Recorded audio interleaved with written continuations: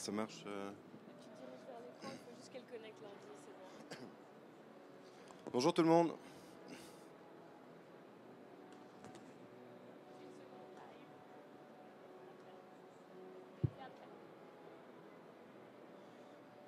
Alors, en fait, ça, c'est mon CV synthétique. Donc mon CV synthétique, c'est que je pense que pendant très très longtemps, j'ai été un peu handicapé. Et je pense que parmi vous, il y en a d'autres qui l'ont été. Parce que je suis victime d'un syndrome assez connu qui est le syndrome du bon élève.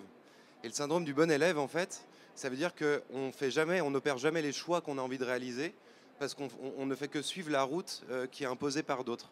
Moi, si j'essaie de revenir un peu en arrière sur les choix que j'ai pu réaliser, je pense qu'il y en a un seul qui me revient en tête, c'est que comme j'avais des bonnes notes, on voulait que j'aille en S, et puis j'ai dit non, non, je vais en ES. Je crois que c'est la seule fois où j'ai un petit peu dévié du parcours, et je m'en suis pas mal trouvé d'ailleurs. Et, euh, mais je pense qu'en fait, être dans cette, ne pas prendre la permission d'être soi-même peut poser quelques problèmes à terme, donc j'essaye de changer, je suis en pleine évolution. Et essayer de prendre des départementales. Parce qu'en fait, je ne sais pas si vous serez d'accord avec moi, mais je pense qu'on peut constater tous ensemble que le monde a pas mal changé. Et cette une du Time qui a été parue en 2007, vous vous souvenez, le Time, c'est élit chaque année la personnalité de l'année. Donc normalement, c'est des gens, c'est Barack Obama, Mère Teresa, Gandhi, etc. Là, pour la première fois, en fait, c'était chacun d'entre nous. Pourquoi? Parce qu'on se retrouve dans un monde dans lequel, pour la première fois, on a une technologie qui est mise à notre disposition qui fait qu'on peut devenir acteur. C'est-à-dire qu'on peut utiliser cette technologie pour faire à peu près exactement ce qu'on souhaite. Pour autant, de mon point de vue, qu'on respecte un certain nombre de valeurs. Parce que la technologie nouvelle, la technologie sans valeur ne sert pas à grand-chose. Et de ce point de vue-là, la diapositive que vous voyez, c'est pour moi, elle est assez représentative. Elle est représentative du fait qu'en fait, tout le monde peut se lever, défendre ses propres causes et dire ce qu'il a envie de réaliser. De ce point de vue-là, en fait, c'est assez simple. C'est que si vous réfléchissez un petit peu sur ce qui vous fait agir, qu'est-ce qui vous fait agir, en fait? C'est la question qu'il faut se poser, je pense. Et ce qui vous fait agir, généralement aujourd'hui, c'est la poursuite d'un objectif auquel vous croyez, et puis c'est la reconnaissance de vos pairs associés à cet objectif.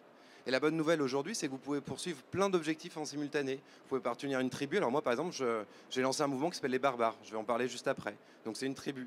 Ensuite, j'ai monté un groupe de réflexion prospective, parce que j'aime ça, qui s'appelle Future Violence. C'est une autre tribu. Ensuite, je travaille pour un employeur, c'est une autre tribu. Mais dans tous les cas, en fait, il y a un chapeau commun qui est de faire avancer les choses dans les directions auxquelles je crois. Et les directions auxquelles je crois, c'est ce que j'essaie de vous raconter sur justement cet objectif de prendre la permission et donner à tout le monde la possibilité de le faire. Donc là, ça c'est un peu mon histoire avec les barbares. Donc pour vous dire comment les choses se sont passées. Et ensuite, je vous donnerai un deuxième exemple qui est exactement la raison pour laquelle vous êtes rassemblés, pour laquelle cet espace existe. Parce que ça s'est passé exactement de la même manière. Donc, brièvement sur mon histoire personnelle, sur les barbares, il y a eu simplement à un moment un classement qui avait été publié par le Figaro qui s'appelait le classement Choiseul. Et le classement Choiseul, en fait, raconte et classe 100 personnes de moins de 40 ans qui sont représentatives de la France de demain. Et quand je les ai regardés, comme j'habite Paris, comme j'ai fait des études du même type, j'en connaissais quelques-uns, ils ont tous fait l'X, ils ont tous fait l'ENA, ils sont tous passés en cabinet ministériel, mais pour moi, ils ne sont absolument pas représentatifs de la France de demain. En tout cas, ils ne doivent pas être représentatifs de la France de demain. Parce qu'en fait, c'est un milieu fermé. Donc je me suis dit, agissons. Donc j'ai lancé un petit sondage sur Facebook en disant, si tu n'es pas d'accord avec ce classement, propose ton barbare. Et en fait, assez rapidement, on s'est retrouvé avec 1000 propositions de barbares par 5000 personnes différentes qui disaient « Moi, je connais un tel qui, en fait des choses intéressantes qui sont représentatives de la France de demain. » C'est comme ça que les choses vont commencer. Donc ça a commencé online, c'était facile. Et puis ensuite, évidemment, je vous parlais sur la slide précédente du fait que ce qui est intéressant, c'est aussi les interactions entre individus. On s'est retrouvés, on a commencé à réaliser un certain nombre de week-ends ensemble. On était 5, 10, 15. Tout ça pour aboutir à la rédaction d'un manifeste qui est sur la page du groupe Facebook, en l'occurrence, qui était le chapeau commun des valeurs qu'on est susceptible de défendre. Et si vous voulez de plus amples informations, je vous invite à vous y rendre. Ensuite, c'était qu'une partie théorique, donc on a continué à travailler sur ces sujets-là et on a commencé à réinviter des gens sous le format que vous connaissez sans doute, Tupperware. Donc chacun des barbares essaie de trouver des nouveaux barbares pour les inviter à se joindre à nous et ensuite les s'agréger ensemble pour essayer de comprendre ce sur quoi chacun travaille. Donc ça peut être des initiatives de tout type, ça peut être Armel Lecaux, qui je crois intervenait aussi aujourd'hui, qui s'intéresse à des problématiques de démocratie 2.0, ça peut être Étienne Hayem qui s'intéresse à des problématiques de monnaie complémentaire, qui ont tous anticipé que le monde était en train de changer et qui s'intéressent à la manière dont on va bâtir le monde de demain, mais qui ne sont pas exactement suffisamment bien médiatisés. D'où en fait l'opération d'aujourd'hui. Donc l'opération d'aujourd'hui, comment est-ce que ça a commencé? Xavier Duportet, c'est le vice-président d'Osons la France, donc qui a organisé l'ensemble de la manifestation. Il m'a envoyé un message sur Facebook en disant « Ah Antoine, au fait, ce qui pourrait être pas mal, c'est qu'en fait, il y ait d'autres gens que Attali, Minck, etc. qui s'expriment. » Je lui dis « Bah c'est cool ». Et là, il m'a dit « Mais bon, est-ce que tu aurais des idées ?» Je lui dis « Ben, c'est quoi tes thèmes ?» Donc il a commencé à me raconter 2-3 thèmes. Et je lui ai dit, mais c'est pas du tout comme ça qu'il faut faire. Ce que je lui ai enjoint à faire, c'est de dire, on va pas communiquer à deux, mais envoie surtout pas un mail. On a mis en ligne un Google Doc, une spreadsheet Google. Il a listé sur une colonne l'ensemble de ses thèmes. Moi, je l'ai partagé avec l'ensemble du groupe des 100 barbares. Et en fait, finalement, là, il était à 14h36, c'était le moment où il m'a appelé. À 14h43, on avait déjà à peu près 64 noms de personnes qui pouvaient éventuellement intervenir aujourd'hui, exactement sous ce format.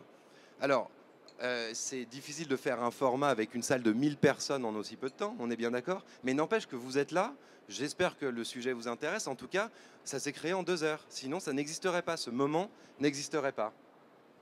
Donc, j'ai omis de dire que Aude de Toin disait « Ah bah tiens, en fait, peut-être qu'il faudra le garder un peu entre nous ». Moi, je pense qu'on arrive dans un monde brutalement transparent et qu'il faut faire en sorte de partager les informations le plus largement possible. Publish, then filter. Ensuite, généralement, les trucs qui n'ont aucun intérêt, de toute façon, descendent dans les égouts collectifs, on les voit plus, c'est pas très grave. Donc, on a quand même créé un mini-groupe Facebook parce qu'on n'était pas capable de le partager sur l'ensemble parce qu'il y avait des restrictions. Je trouvais que c'était absurde, tant pis. En tout cas, on l'a fait. Et voilà. Ensuite, on est arrivé à ce programme-là à 18h09. Donc, 4 heures après avoir lancé un petit Facebook Messenger en disant « Au fait, est-ce qu'on pourrait faire quelque chose d'un petit peu novateur ?» On se retrouve avec toutes ces personnes qui sont ici présentes dans cette salle. Et j'en suis ravi. Donc on a 64 pitchers qui parlent 12 minutes, donc on a 768 minutes de contenu de gens qui j'espère vous intéressent ou vous ont intéressé ou vous intéresseront, en tout cas qui essayent de défendre des projets un petit peu différents, et on a réalisé ça extrêmement rapidement.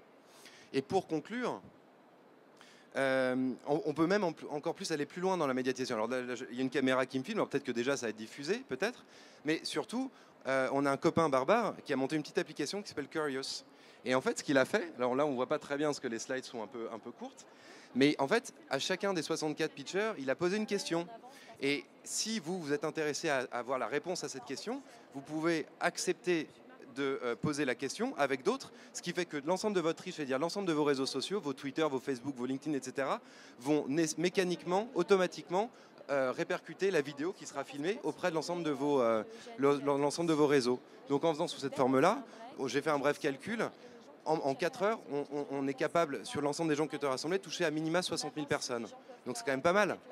Ensuite, je pense qu'on peut aller encore beaucoup plus loin parce qu'on l'a monté à l'arrache et moi je travaille donc j'ai pas vraiment le temps de le faire. Mais tout ça pour dire qu'on peut faire les choses très rapidement, très vite et très efficacement et ça marche.